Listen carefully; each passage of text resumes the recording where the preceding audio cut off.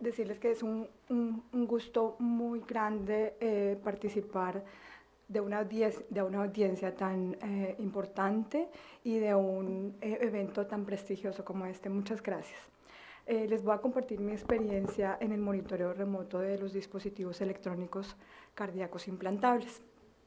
El objetivo es presentarles las innovaciones tecnológicas en el monitoreo remoto y el uso de la inteligencia artificial en el manejo de los CIEDs, por sus siglas en inglés. Todos sabemos, y yo sé que tengo un público muy prestigioso, sabemos que las enfermedades cardiovasculares son la primera causa de muerte mundial y 17.9% de esas muertes fueron por causa de enfermedades cardiovasculares en el 2019.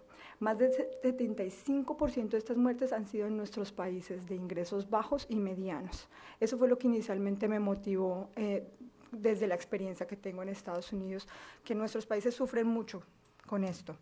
Las enfermedades cardiovasculares aparte causaron 38% de las muertes prematuras, que son muertes prematuras en pacientes menores de 70 años. ¿Cuáles son esos dispositivos que nosotros seguimos en la clínica? Como ustedes ya lo saben y como lo hemos visto a través de las presentaciones del día de hoy, son los marcapasos, los desfibriladores, los dispositivos de terapia de resincronización cardíaca y los monitores cardíacos o los monitores de eventos.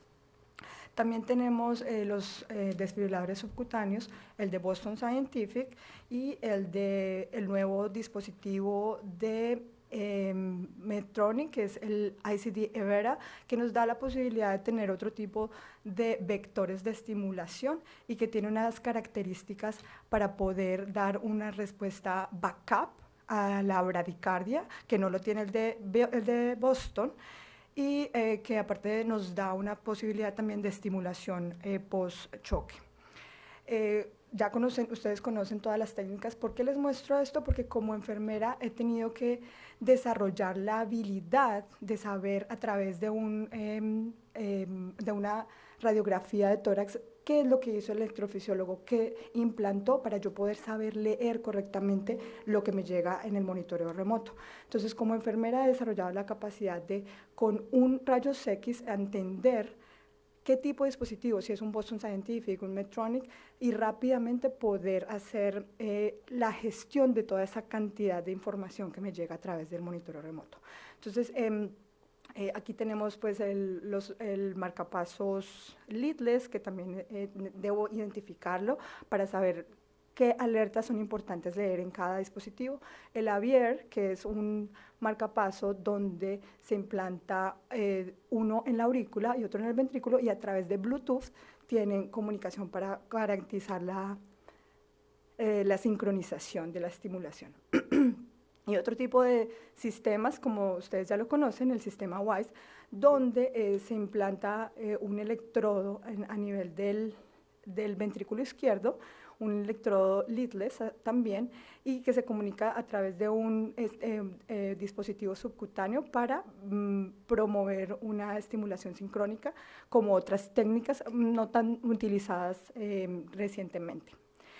Tenemos para otro tipo de casos donde pacientes que tienen dificultad para poderles implantar marcapasos, porque ya tienen un CDI subcutáneo, si tienen dificultad o problemas con la implantación transvenosa, se les implanta un marcapasos leadless para poder hacer la combinación de terapia y pues darle respuesta a esos pacientes que no tienen otra posibilidad.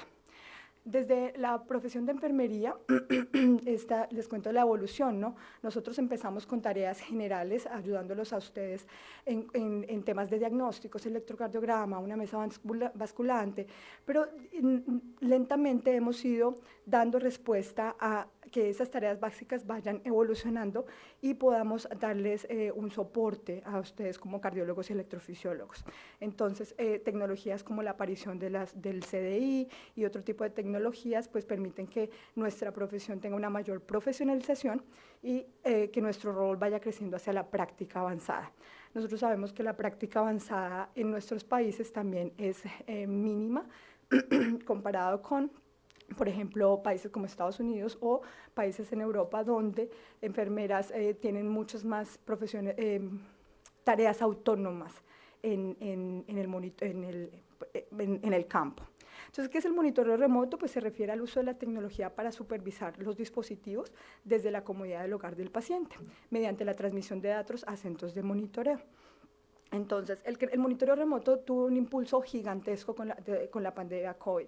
Antes no había tanto acogimiento de este monitoreo. ¿Por qué? Porque no veíamos los beneficios. Pero cuando todos estuvimos en casa, encerraditos, teníamos que darle respuesta a estos pacientes, entonces creció mucho el monitoreo remoto. Durante el periodo del 2020 y 2021 hubo un notable aumento en la adopción del monitoreo remoto debido a las restricciones impuestas por la pandemia y sin embargo esta tendencia se estabilizó en 2022 cuando se relajaron las restricciones y algunos pacientes prefirieron volver a sus citas normales. ¿Cuáles son los dispositivos que usamos para el monitoreo remoto? Entonces en Medtronic tenemos dispositivos ya en el celular, donde se puede pair el dispositivo con el app para que a través de la app podamos enviar las alertas a los centros de monitoreos en las clínicas. También tenemos monitores que se pueden llevar a la casa de los pacientes y simplemente tienen que conectarlos a la pared y mantenerlos conectados pues, para que podamos hacer esa transmisión.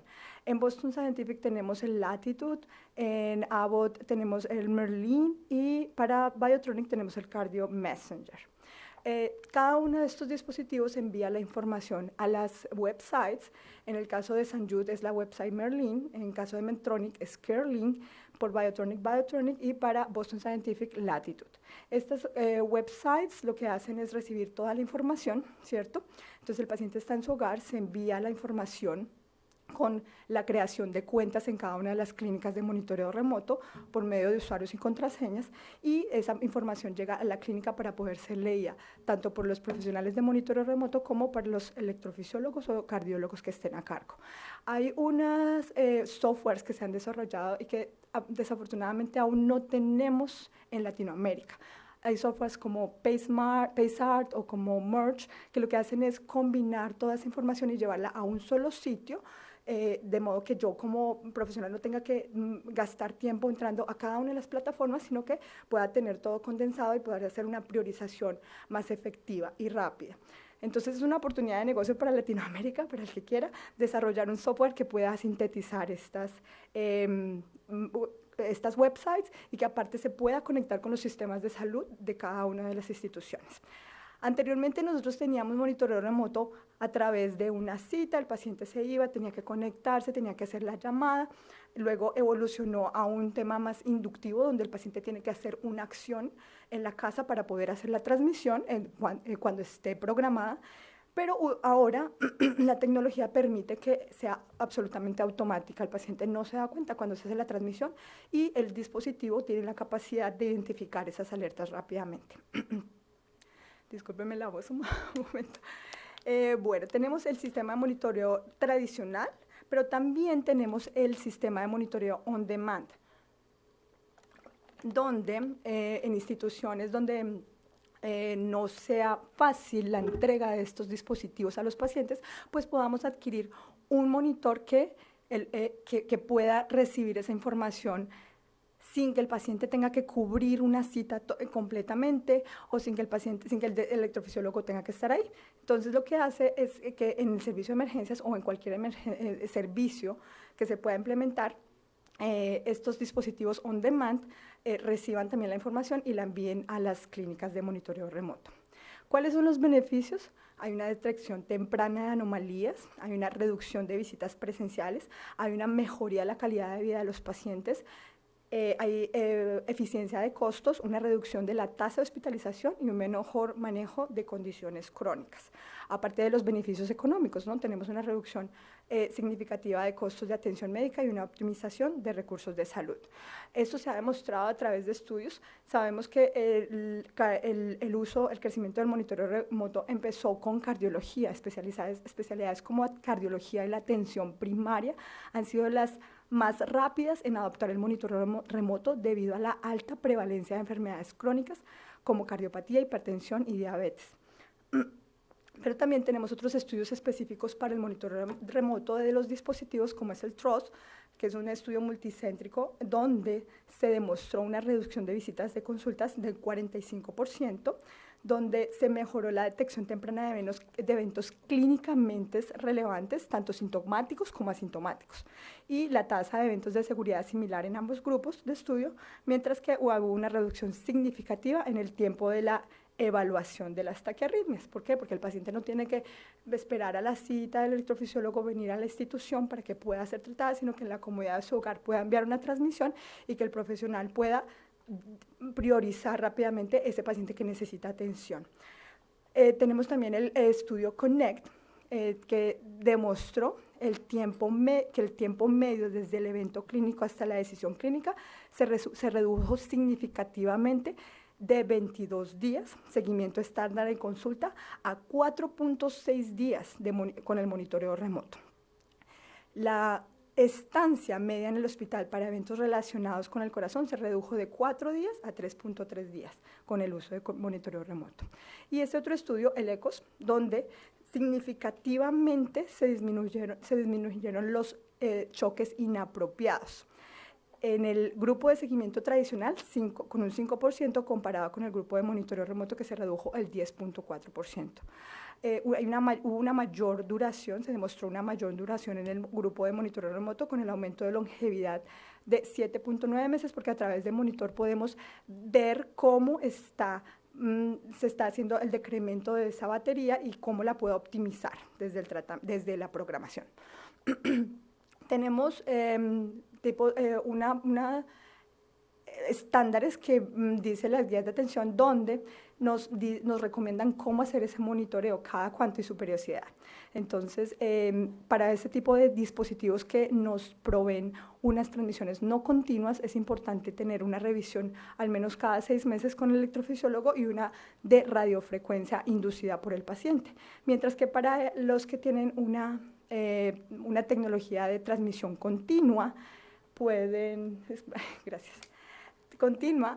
podemos alargar esos periodos de visita con el electrofisiólogo cada año y hacer 3 transmisiones de radiofrecuencia, con la posibilidad de que el dispositivo detecte las alertas y las mande en el momento indicado. Y con los dispositivos que nos dan la capacidad de solo el manejo de alertas, podemos llevar hasta una consulta en persona cada 2 años. Eso es lo que recomiendan las guías. ¿Qué información transmite? Transmite electrogramas en tiempo real, parámetros del dispositivo, información de los episodios, valores de la función del dispositivo y datos fisiológicos para controlar los síntomas de la insuficiencia cardíaca, como son la acumulación de líquidos o la frecuencia cardíaca nocturna o la tendencia de la frecuencia respiratoria. ¿Qué programa? Nosotros en el Baño Clinic somos un equipo de 7 enfermeras que nos encargamos de la consulta externa, la programación pre y post MRI y todas las interconsultas de interrogación para el hospital. Y también tenemos 4 estaciones de monitoreo remoto y tenemos aproximadamente 3.000 pacientes afiliados en nuestra clínica. ¿Qué recibimos? La lista, el reporte que ustedes pueden bajarlo cuando hacen la programación en persona. Ese reporte, ese PDF es el que recibimos a través de la monitoreo remoto y que nos da prácticamente la misma información, solo que no tenemos la capacidad de hacer, gracias a Dios, testeo o pruebas de captura o sensado a distancia, ¿no? ¿Qué podría pasar si hiciéramos eso a distancia y el paciente tuviera un síncope en su casa y no pudiéramos ayudarlo, ¿no? Entonces, lo que recibimos son información clara del dispositivo y porque les decía que era importante para que para nosotras desarrollemos la capacidad o la habilidad de leer esas radiografías, porque cuando yo leo y encuentro un cable derecho subóptimo, ¿cierto? Con 0.5 voltios a 0.03, digo, este dispositivo no está estimulando el ventrículo derecho, ¿cierto? Pero fue intencional la programación cuando, por ejemplo, el electrofisiólogo quiere promover esa estimulación del gisiana o la estimulación del ventrículo de la rama izquierda y solo utilizar el cable derecho para desfibrilación. Otras tendencias importantes y que nos permiten ayudar a los cardiólogos y a los electrofisiólogos son las tendencias de acumulación de líquidos, donde yo en esta etapa, cuando el paciente está en esta etapa, puedo determinar y predecir que va a tener un problema y poder mandarlo al electrofisiólogo cuando está teniendo este evento y no esperar a que tenga un estado crítico. Como decía el doctor Carlos anteriormente, a veces enviamos a las casas que porque no tienen una fracción, escala funcional de 2, entonces lo enviamos a la casa y esperamos a que empeore. Esa fue una de las principales motivaciones para mí, para enamorarme del monitoreo remoto, y es que podemos hacer una medicina preventiva. No es solo espera que te pongas más crítico para poder hacer una acción. ¿Qué tipo de transmisiones tenemos? Full interrogación, eventos de alerta, como les dije, o síntomas por el paciente. El paciente, si quiere descartar algún síntoma cardíaco o de hacer como un diagnóstico diferencial, puede enviar esa transmisión y nosotros a través del monitoreo revisar si efectivamente sus síntomas son a causa del dispositivo o de su patología cardiovascular o no. También desarrollamos la capacidad de la priorización de las alertas. Manualmente podemos tener 300 a 400 reportes y yo como enfermera debo tener la capacidad de decir cuál envío primero al electrofisiólogo. Entonces, las guías de atención nos dicen, ¿sí? Te tengo que enviar primero los pacientes que tuvieron choques, los pacientes que tienen batería baja y que necesitan hacer ese reemplazo, y hay otras alertas de menor priorización, donde, como por ejemplo los cables que van teniendo fallas en la captura o impedancias alteradas, o pacientes que tienen taquicardia pacing o que tienen aumento de la captura. ¿Qué certificación se necesita para poder ejercer el monitoreo remoto? No está estandarizado, pero se recomienda la certificación del ABHRE, del cual tiene dos certificaciones. Una es la CCDS, que es para los especialistas de los dispositivos, y el otro es de la especialista específicamente para monitoreo remoto. Las aplicaciones de la inteligencia artificial están dentro de todos estos programas o websites que utilizan las casas comerciales, donde se hace un análisis predictivo, donde podemos decir, mire, este paciente está acumulando líquidos y su línea es a una falla cardíaca, hagamos algo antes de que tenga un empeoramiento. Y podemos personalizar el tratamiento. ¿Por qué? Porque yo llamo al paciente y puedo saber específicamente su situación, de modo que cuando llegue al electrofisiólogo llegue más trabajado. También tenemos otro tipo de estudios donde se está tratando de desarrollar softwares que analicen el RR para poder predecir si los pacientes pueden tener una taquicardia ventricular o un evento que necesite desfibrilación. ¿Qué consideraciones éticas debemos tener en cuenta? Pues que la protección de datos es súper importante. Nosotros debemos mantener la privacidad y garantizar que todas estas websites son encriptadas y que no se filtre información, todo para mantener la privacidad del paciente, ¿cierto? Y que tenemos que tener transparencia con ese paciente, que él tenga un consentimiento informado y asegurar que él comprenda lo que significa y su papel tan importante. Las guías describen que si yo llevo al paciente o lo envío a casa con el monitoreo remoto y con educación, apenas el dispositivo está implantado, tiene un 90% de efectividad de que ese monitoreo salga bien. Si lo mando con el monitor en una bolsita y digo, hágalo en su casa, que tiene las instrucciones, es muy fácil, pero se demuestra que la efectividad disminuye a un 50%. Mi invitación es que no olvidemos que las necesidades del paciente son lo primero. Ellos son los que nos motivan a estar aquí, ellos son los que nos motivan a nosotros también como profesionales de enfermería, ayudarlos a ustedes y a darles respuesta a la cantidad de tareas, de información, de data, de big data que están recibiendo en estos momentos, porque inevitablemente vamos a ese mundo, hacia un mundo de inteligencia artificial, hacia un mundo de tecnología avanzada, y nuestras generaciones están ahí. Las referencias. Y muchísimas gracias.